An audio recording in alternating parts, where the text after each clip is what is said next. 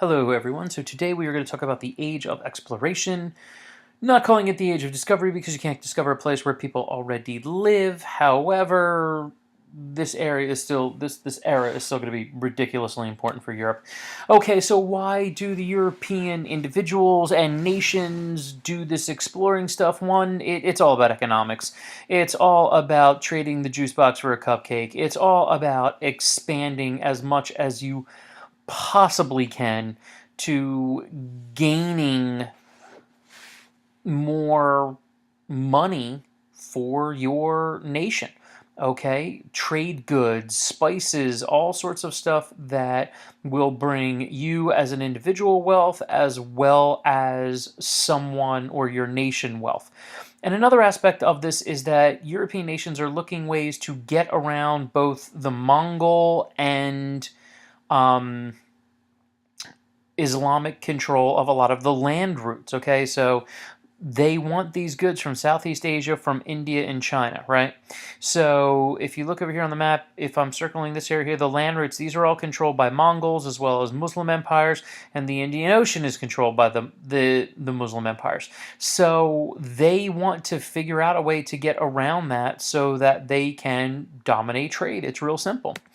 Other things that are really cool are these ideas of fantastic lands that the Europeans are starting to come into contact with, either stories or actually primary sources in which they hear of just awesomeness. One, for instance, in Africa, you have the search for the land of Prester John. He was this kind of mythic Christian king who set up in the middle of Africa, none of which is true. Some of it might have been based off of Mansa Musa, but in the end, the idea is to find these riches, as well as the publication of Marco Polo's work. He, of course, traveled all throughout Asia and went into the Mongol Khan Empire in China, or the Yuan Empire, and served under Kublai Khan. And as you can see the map on the right, I mean, this guy went everywhere. He wrote all this stuff down, and then he published the book. And it really got people just fascinated with these places to go.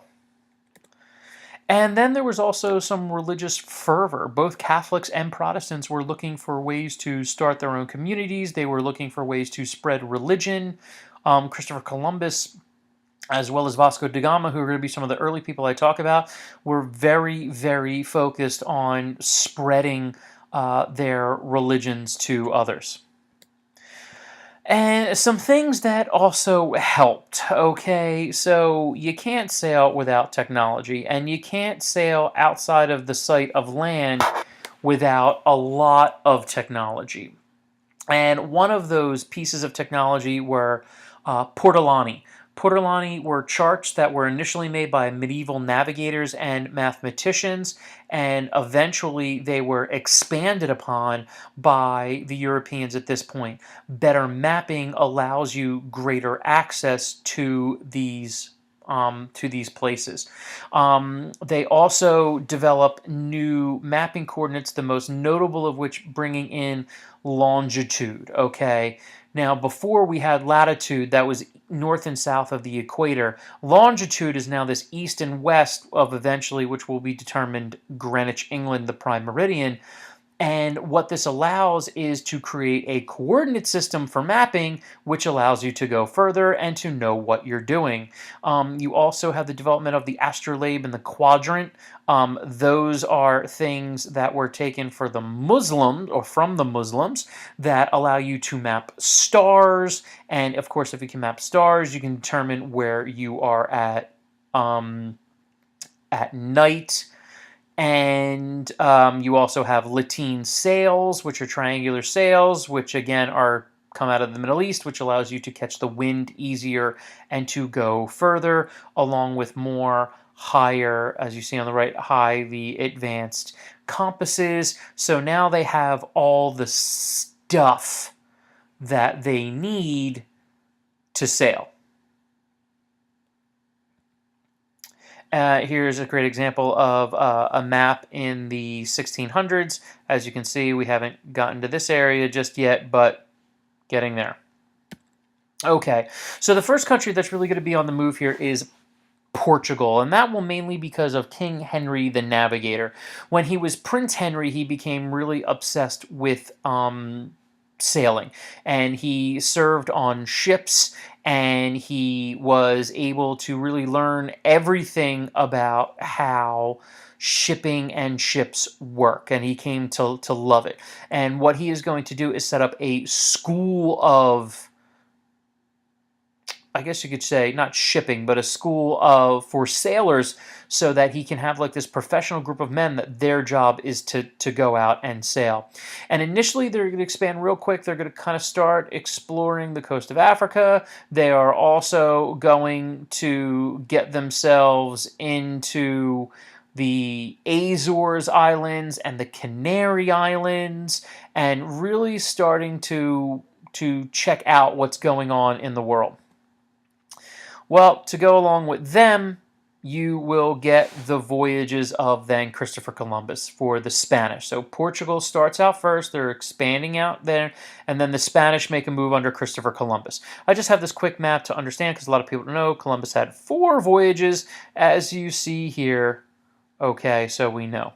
So Christopher Columbus, okay, many of you have heard of him before, of course. Now, much of this has to do because of Isabella, okay? In 1492, the Reconquista was finished, and Columbus had, prior to that, been lobbying Isabella to let him sail to India. Remember, he thought he was going to India.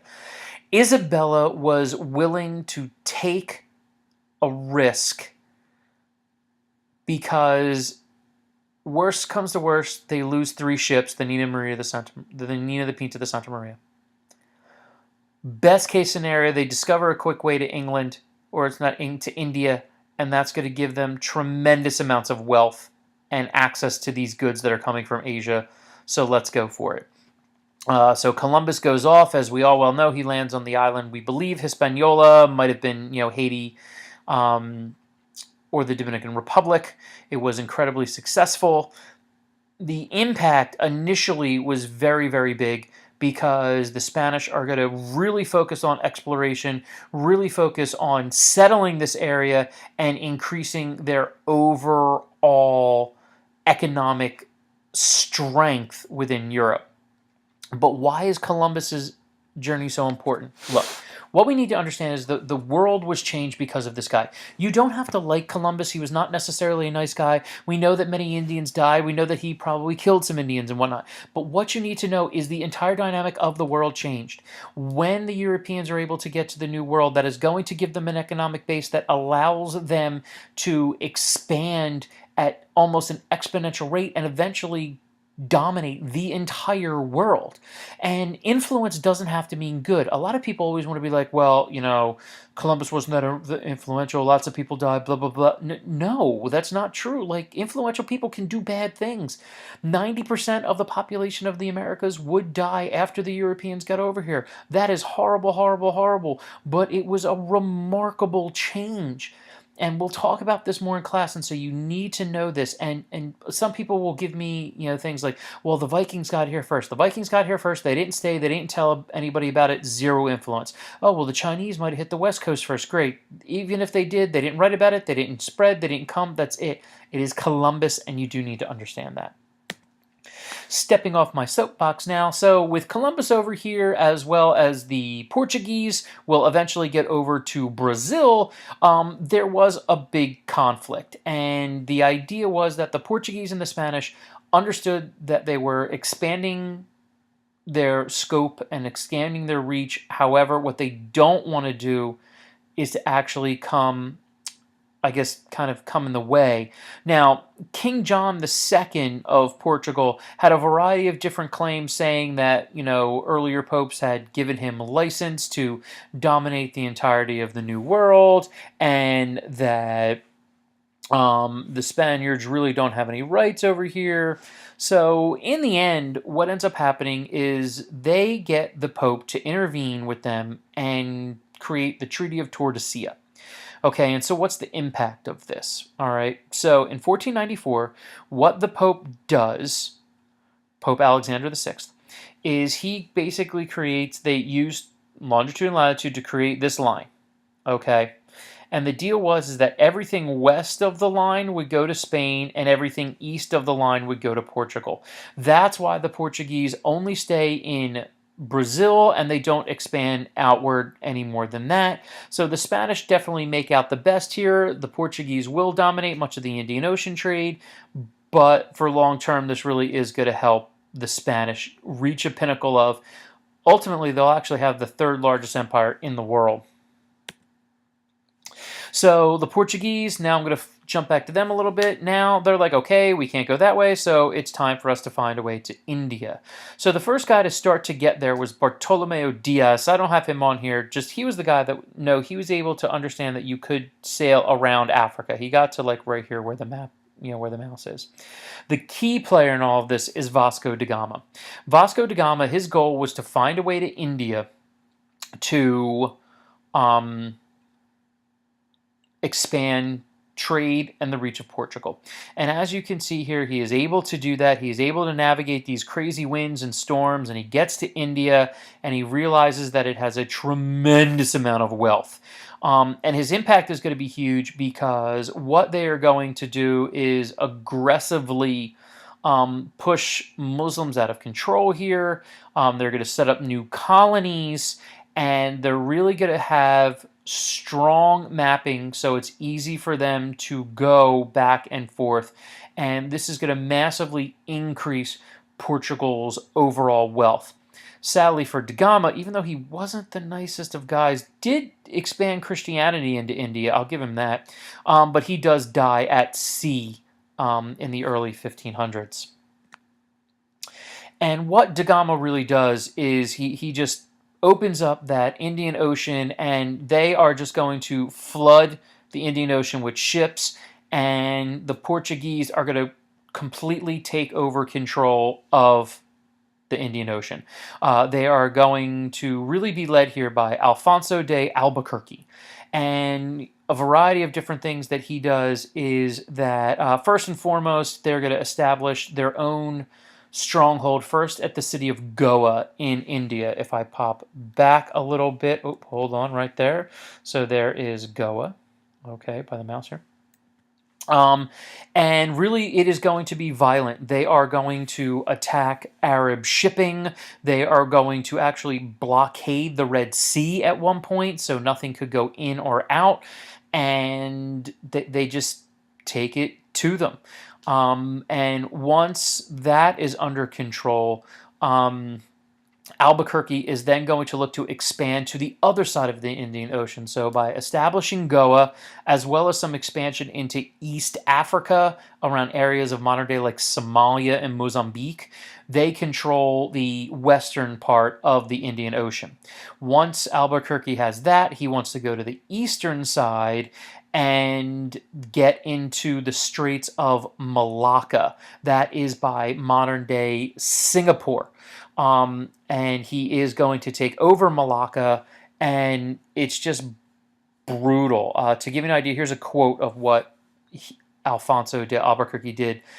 To enhance the terror of his name, he always separated Arabs from other inhabitants of a captured city, cut off the right hand of the men and the noses and ears of the women. I mean, just brutal, but I mean, it works, and Portugal is on the rise. Eventually, they will also get into Japan, which will start well, but when they start trying to convert people to Christianity, the Japanese do not like that, and they'll kill a lot of them and expel the Portuguese from Japan in 1637. But up to that point, they are just absolutely dominant. And really, it's all about controlling the spice trade. What are spice trades? Things like salts and peppers and cumin and coriander. It makes food taste better, and it can help with spoil or spoilage in general. And this generates remarkable amounts of wealth for the Portuguese. They are able to make what we would say today millions and millions of dollars, and Portugal is on the rise. However, Portugal is a relatively small country. They don't have a lot of people, so they're not really going to colonize. Okay, and here's the map of them at their height. So you can see modern-day Brazil, Angola. Here we got Mozambique, okay. And then all of these cities, Muscat, Ormuz, Diu, look at all those. So really, really impressive empire. Now, while they were going on with all of that, okay, you have the Spanish going on at the same time. You have Pedro Cabral, who was getting over to much of the Gulf of Mexico. You have Vasco de Balboa, who is able to discover where the Pacific was.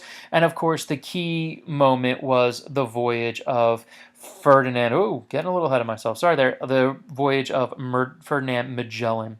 Magellan will set off for Spain under Charles V, and real simple, they are looking to sail around the world. And on the right there, you see that is the map of where they went. He set off with 5 ships and hundreds of men. However, when the voyage returned, Ferdinand Magellan himself had been killed in the Philippines, maybe eaten, possibly eaten. I don't know if he was eaten. That's just what we hear, but we know he was killed. But only 1 ship got back. This is what you need to understand, and it really is huge here. Magellan's impact was not that he just sailed around the world, but he officially made you realize how much money all this stuff was worth. Magellan left with 5 boats, right? Came back, and hundreds of men. Only about a little more than a dozen men survived and 1 boat, but that boat came back full of spices and other items to trade. After they sold everything, they were able to replace all the boats that they had lost. So 4 boats. They were able to then give pensions to all the family members of the sailors that died. And after that, they still cleared a 300% profit. The Europeans are going nowhere, and the entire world is going to change. All right, so make sure you get your assignment done. I'll see you guys soon.